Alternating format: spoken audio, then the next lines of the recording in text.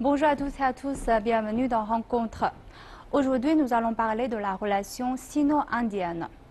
La relation entre les deux plus grands pays en développement du monde est primordiale pour la stabilité régionale dans la région de l'Asie.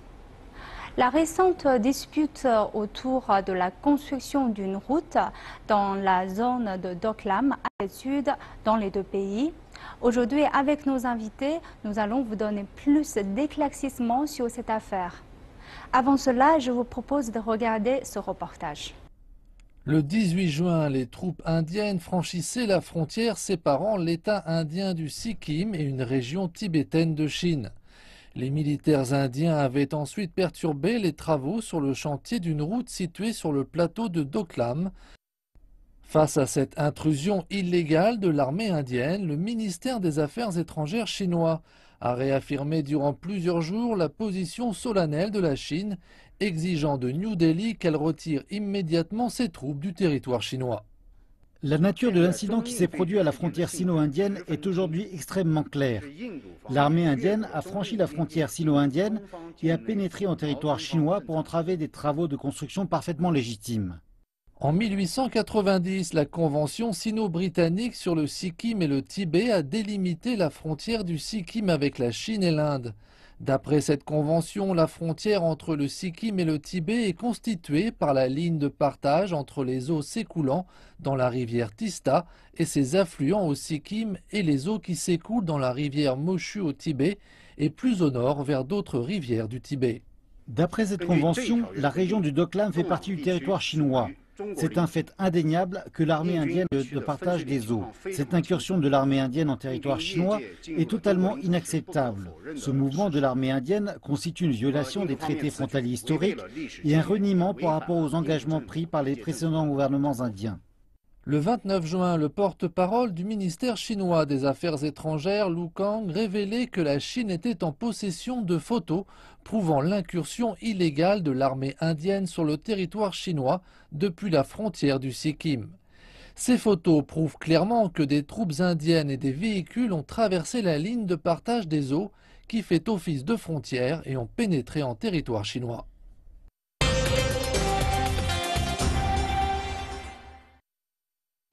J'ai le plaisir d'accueillir aujourd'hui sur notre plateau deux invités. Monsieur Wu Zexian, vous êtes ancien diplomate, vous avez mené une longue carrière diplomatique en Europe et en Afrique. Et Monsieur Ding Yifan, vous êtes chercheur à l'Institut de recherche sur le développement du Conseil des affaires d'État. Bienvenue sur notre plateau. Bonjour. Comme on a vu dans le reportage un peu qu'est-ce qui se passe en ce moment, pouvez-vous nous expliquer l'origine du dispute cette fois, Monsieur Wu? Le fait était très simple, c'est que les militaires indiens ont franchi la frontière et se retrouvé sur le territoire chinois. Alors, cette frontière, cette section de frontière sino-indienne est une frontière bien définie et reconnue officiellement à maintes reprises par la partie indienne, de façon écrite et orale. Écrite, d'abord, je vais vous donner la preuve, c'est que en 1959, le Premier ministre indien de l'époque a envoyé 2 lettres au Premier ministre chinois de l'époque, M. Zhou Enlai, pour reconnaître cette frontière, cette partie de frontière. L'année suivante, par une note officielle du ministère indien des Affaires étrangères, la partie indienne a reconnu encore une fois cette frontière. Donc, cette frontière n'a jamais été l'objet de dispute. N'a jamais été contestée par la partie indienne. Or, cette fois-ci, les militaires indiens ont franchi la frontière et se cramponnent sur le territoire chinois. C'est devenu absolument incroyable. C'est quelque chose absolument d'aberrant. C'est absolument intolérable. Donc la partie chinoise exige que la partie indienne retire tout de suite tous ces militaires pour qu'ils se retrouvent à l'autre côté de la frontière, sur leur propre territoire, au lieu de continuer à se stationner sur le territoire chinois. Mais pensez-vous qu'il s'agit d'un cas isolé ou ça inscrit dans un grand panorama où, comme vous avez souligné tout à l'heure, que le développement de la Chine constitue une inquiétude pour ses voisins médias, et que donc il y a des actions de la Chine sont souvent interprétées d'une façon menaçante. Pensez-vous que s'il s'agit d'un cas isolé ou ça... C'est un cas isolé et c'est facile de dire que ce soit un cas isolé, mais depuis un certain temps, un bon nombre d'Indiens sont plus ou moins jaloux du succès que la Chine a eu dans le domaine du développement, que ce soit de sa puissance économique, voire même de sa puissance militaire. Mais les Indiens sont plus ou moins jaloux de cela. En plus, si vous regardez aussi les médias occidentaux, en ce qui concerne la comparaison entre la Chine et l'Inde, eh bien, la plupart des médias occidentaux tentent à embellir l'Inde. Ils ont oui, l'Inde a un taux de croissance potentiellement plus élevé que la Chine, que l'Inde, comme l'Inde est la plus grande démocratie du monde, l'Inde a toutes ses potentialités de dépasser la Chine. Donc, ça rend les Indiens quelquefois gonflés, oui, en dehors de leurs capacités, en dehors de leurs moyens, etc.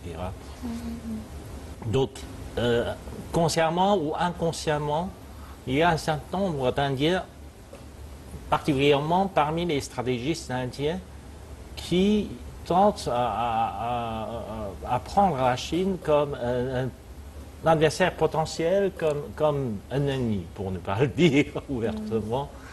Donc, ils veulent prendre toutes les opportunités possibles pour essayer de lâcher sur la Chine toutes sortes de calomnies, toutes sortes de critiques, et quelquefois ils essaient, dans le contexte actuel, dans la circonstance actuelle, un certain nombre de stratégistes indiens veulent profiter de la volonté du gouvernement chinois de garder le bon voisinage pour essayer d'empiéter autant que possible sur des actions symboliques. Car je ne pense pas que les Indiens puissent finalement gagner gain de cause par envoyer quelques soldats sur le territoire chinois. Mais cela, tout simplement pour irriter la Chine, pour dire que vous n'êtes pas capable de tout. Pour créer quelque chose pour créer dans quelque les chose, médias, c'est pour ça. en parler, ouais. Parce que l'opinion publique indienne sait très bien que la Chine va tenir le 19e congrès du parti en automne, et que à ce moment-là, la Chine veut avoir la stabilité dans ses relations internationales avec les voisins, avec les grandes puissances du monde, mais même avec les États-Unis, nous venons d'avoir un dialogue économique, etc. Tout cela montre que finalement la Chine se montre très coopérative dans les relations internationales. Et les Indiens veulent profiter de cette bonne volonté du gouvernement chinois pour essayer de montrer au monde, non, vous n'êtes pas capable de tout faire. Est-ce que vous êtes d'accord avec... Oui, bien sûr, c'est-à-dire cette inquiétude de la part de certains Indiens est totalement infondée. La Chine, comme je l'ai dit tout à l'heure, essaie toujours d'appliquer une politique de bon voisinage et de coopération. Alors, concrètement, qu'est-ce qu'on a? On a fait beaucoup de choses bilatéralement avec l'Inde. Il y a eu des visites de haut niveau réciproques assez fréquentes. Oui, j'ai l'impression que la relation entre la Chine et l'Inde est quand même assez stable, parce que ce sont deux puissances importantes régionales. C'est déjà d'abord l'intention de la Chine de développer des relations amicales et de coopération de bon voisinage avec l'Inde. Pour nous, nous considérons toujours l'Inde comme un voisin, comme un ami, mais pas comme un ennemi ou comme un adversaire potentiel. Non, pas du tout. Voilà. Donc nous voulons uniquement la coopération et le bon voisinage avec l'Inde. Alors nous avons développé donc toutes sortes de coopérations sur tous les plans. Voilà.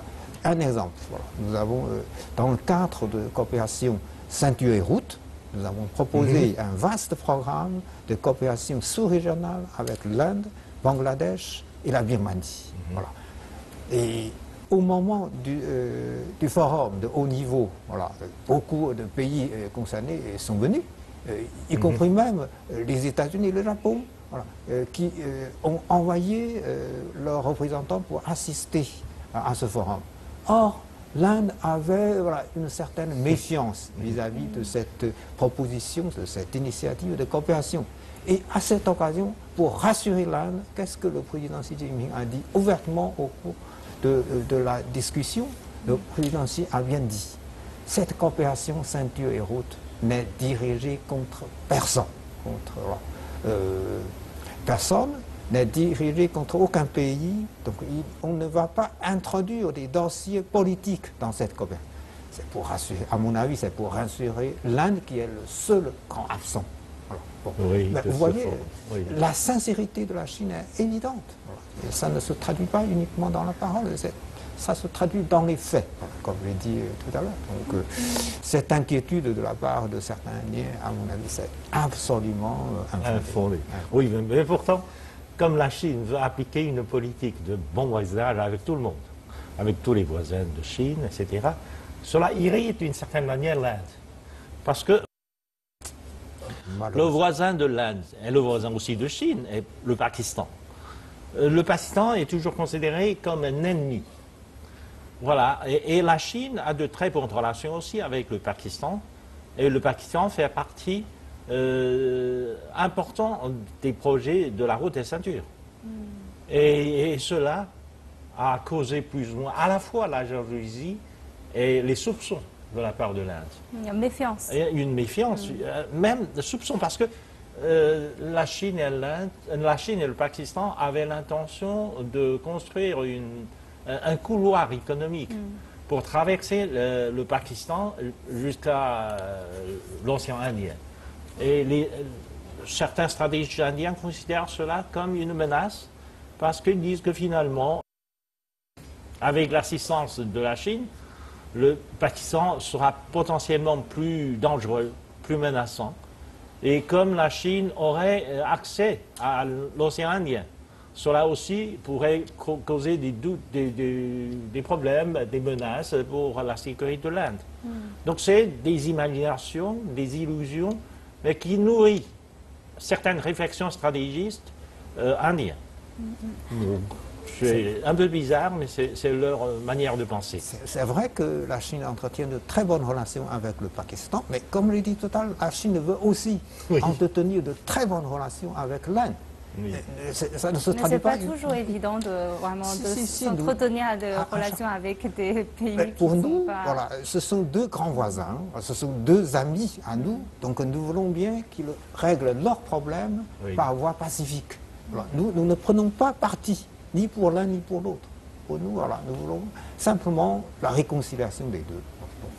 Donc, considérer la Chine comme une source d'inquiétude, là, encore une fois, c'est absolument infondé. Je pense que ça fait partie des principes de la diplomatie chinoise, mais il faut rappeler, je pense, il y a beaucoup de téléspectateurs, peut-être ils ne sont pas conscients de la complexité sur la frontière de la Chine, parce que la Chine a beaucoup de voisins, terrestres, maritimes, il y a beaucoup de voisins. Alors, même à l'heure de la fondation de la République, on a dû avoir beaucoup de négociations sur les frontières. Alors, l'ambassadeur, pouvez-vous m'expliquer quels sont les principes qui guident la Chine dans le traitement des problèmes frontaliers en fait? Alors, à propos des problèmes frontaliers, c'est vrai, il y a eu des problèmes, il y a eu des discussions, il y a même eu des conflits armés. Bon. Mais pour la Chine, l'essentiel, c'est de créer une atmosphère de bon voisinage. Donc nous voulons essayer de résoudre tous ces problèmes. Et nous avons réussi jusqu'à présent à définir de façon officielle et claire les frontières avec les 12 voisins parmi les 14, sauf l'Inde et le Bhoutan. D'accord. Bon, alors avec toutes les autres parties, voilà, voisine, nous avons réussi à régler le problème en faisant preuve voilà, de retenue et même des concessions. J'ai fait une recherche sur les documents historiques concernant ces négociations. La Chine a fait des concessions, tout simplement dans le but de créer un atmosphère de paix dans la frontière, d'avoir des bons voisins, voilà, d'éviter des problèmes une fois par toutes. Avec l'Inde et Bhoutan, voilà, nous avons un mécanisme de discussion et le but, c'est aussi de maintenir la tranquillité, la stabilité et la paix dans la région frontalière entre la Chine et l'Inde, entre la Chine et Bhoutan. Et malgré le fait que cette partie de la frontière n'est pas encore définie officiellement. Bon, mais il y a quand même un mécanisme qui fonctionne bien. Alors l'année dernière, c'était le 19e discussion de haut niveau voilà, à propos des frontaliers entre la Chine et l'Inde. Cette année, normalement, il doit y avoir le 20e négociation. Donc vous voyez, la Chine a bien l'intention de régler tous ces problèmes une fois pour toutes et de façon pacifique. Le recours à la force n'est jamais un choix de la part de la Chine. Les principes sont donc très simples. C'est à partir de principes de bon voisinage, d'amitié, de coopération.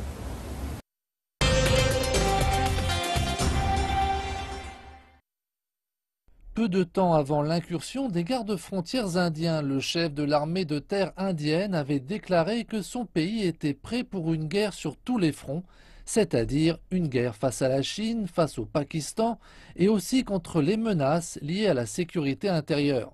Le 30 juin, le ministre de la Défense indien avait prévenu sur un ton menaçant que l'Inde actuelle n'était plus celle de 1962 et de la défaite militaire face à la Chine. Le ministre de la Défense nationale appelle donc l'armée indienne à réfréner ses appels guerriers. Les déclarations du chef de l'armée de terre indienne sont irresponsables. Nous espérons qu'il existe au sein de l'armée indienne des personnes qui ont retenu les leçons de l'histoire et qu'elles mettront un terme aux déclarations guerrières et aux discours menaçants. Suite à l'intrusion de l'armée indienne, la partie chinoise a transmis ses protestations solennelles à New Delhi. Que ce soit sur le plan historique, légal ou territorial, le ministère chinois des Affaires étrangères a déjà explicité à de nombreuses reprises quelle était la définition précise de la section Sikkim de la frontière sino-indienne. La zone du Donglang est un territoire appartenant à la Chine et aucun compromis n'est possible sur cette question. Les canaux de communication diplomatique fonctionnent normalement. La Chine demande à l'Inde de respecter les traités territoriaux et la souveraineté chinoise, de retirer immédiatement les militaires qui ont franchi la frontière et de lancer une enquête approfondie sur cette affaire afin de préserver la paix et la tranquillité dans la section Sikkim de la frontière sino-indienne.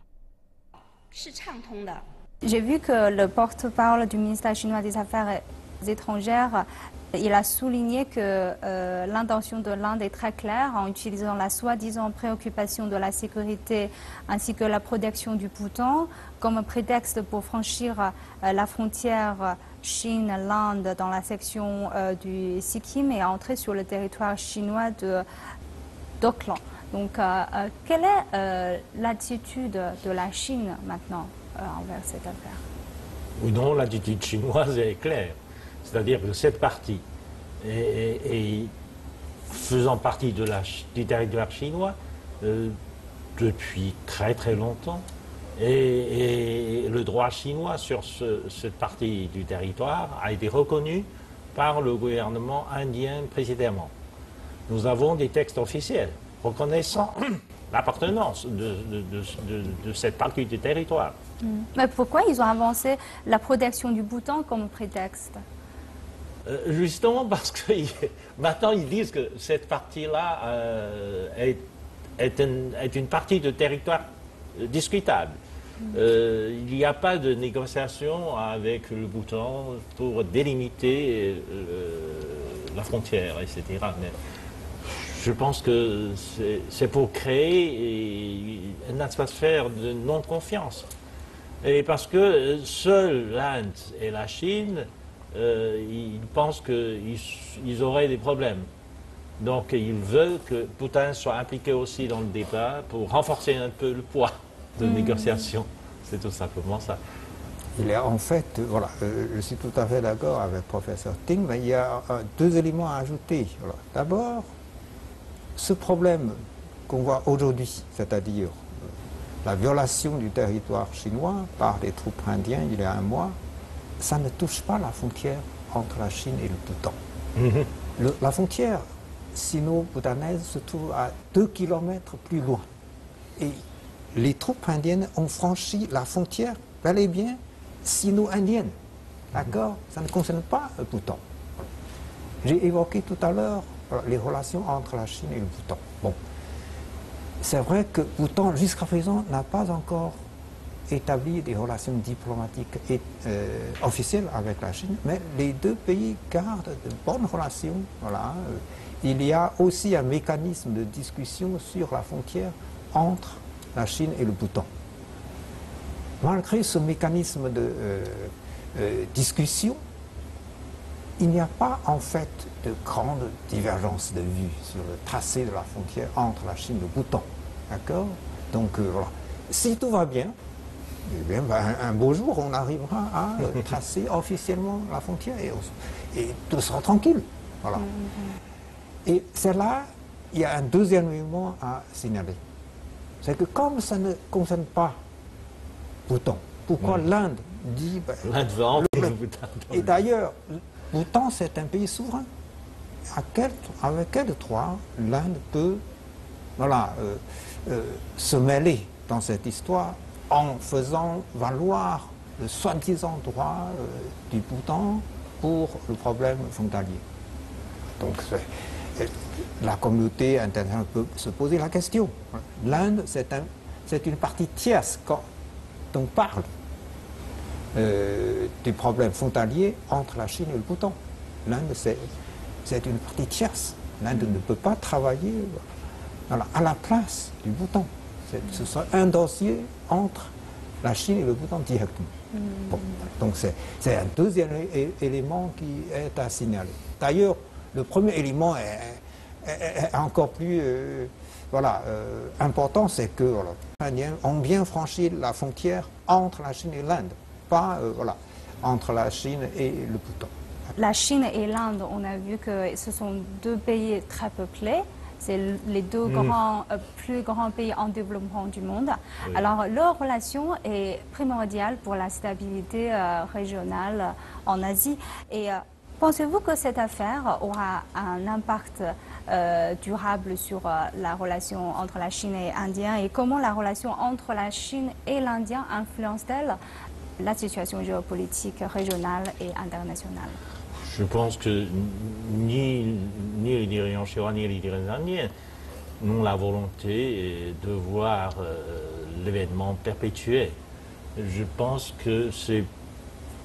Je doute que ce soit les militaires indiens qui veuillent exercer une pression sur le gouvernement indien pour un peu plus de budget militaire. Pour ce genre de choses, parce que c'est des choses courantes qui arrivent dans ce genre de pays, dans des pays appelés démocratie. Souvent, ils jouent ce genre de jeu. Bientôt, en septembre, on va accueillir le sommet des pays BRICS. L'Inde est un partenaire important de BRICS. Donc, je ne vois pas de rancune entre les dirigeants chinois et les dirigeants indiens. Effectivement, on a vu que ouais. Donc il y a beaucoup d'opportunités de coopération entre l'Inde et la Chine, surtout sur l'agenda du développement international. Et je pense que c'est probablement une affaire beaucoup plus intérieure, domestique, que pour les motifs vraiment de l'émergence de l'Inde en puissance. C'est mon analyse personnelle. En tout cas, je suis tout à fait d'accord. Mais en tout cas, cet incident n'a pas été provoqué par la Chine. La Chine, comme je l'ai dit toujours, La Chine n'a nullement l'intention de provoquer qui que ce soit, de menacer qui que ce soit, ou d'avoir ce genre de conflit avec qui que ce soit.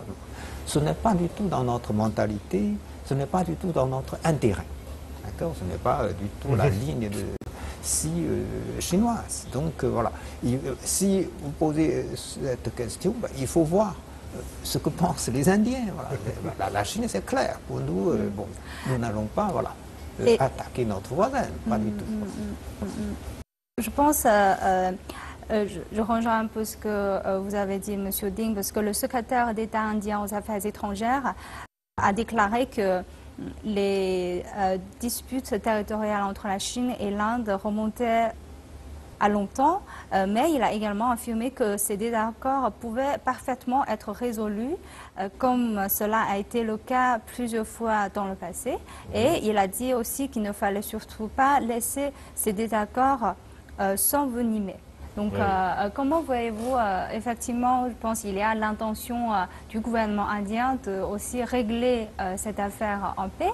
Et comment voyez-vous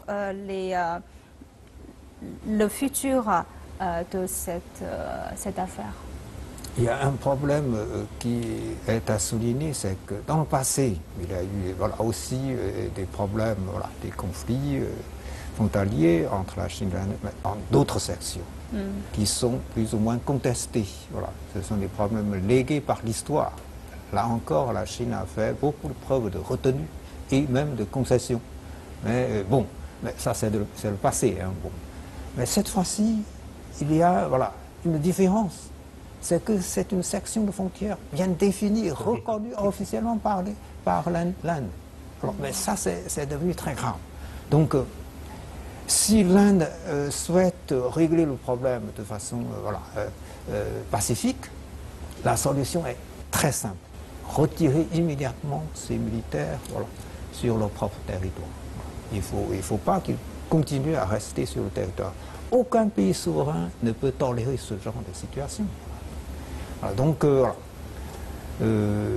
pour l'Inde, c'est très simple. Il suffit de retirer ces militaires. Donc, c'est-à-dire qu'il ne faut pas que ce territoire redevenu quelque chose contestable. Oui, c'est ça. C'est ça. Je crois que c'est l'intention de l'Inde de créer une nouvelle source de polémique. Voilà, de polémique, à mon avis, j'aimerais bien ajouter un peu ce que le professeur Ting a développé tout à l'heure à propos du Bhoutan. Je crois que l'Inde ne voit pas d'un très bon œil les relations entre la Chine et le Bhoutan se développer. C'est vrai. Je crois que c'est en fait, c'est plus ou moins une action préventive. C'est pour mettre le bâton dans la roue. C'est ça. Parce que tout dernièrement, j'ai donné des conférences à quelques représentants en provenance des pays de l'Asie, dont un représentant de Bhoutan.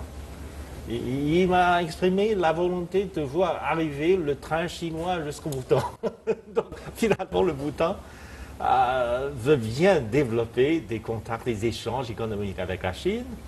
Et quand il nous a appris que la Chine avait l'intention de construire, de faire prolonger le chemin de fer de Lhasa jusqu'à la frontière, etc., il dit pourquoi pas faire continuer jusqu'à l'arrivée à Bhoutan.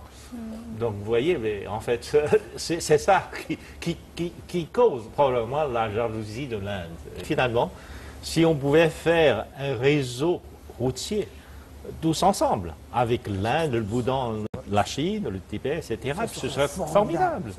Ce serait un réseau de connexion commerciale important dans la région. C'est l'idée de proposer un vaste programme de coopération entre l'Inde, Birmanie, le Bangladesh et la Chine. C'est ça, c'est-à-dire faire un réseau de transport, d'infrastructures et de coopération sous-régionale pour profiter à tout le monde. Alors, je vous remercie tous les deux d'avoir donné des éclaircissements sur cette affaire et expliqué les principes et la philosophie de la diplomatie chinoise. Et je vous remercie d'avoir suivi notre discussion. À la prochaine.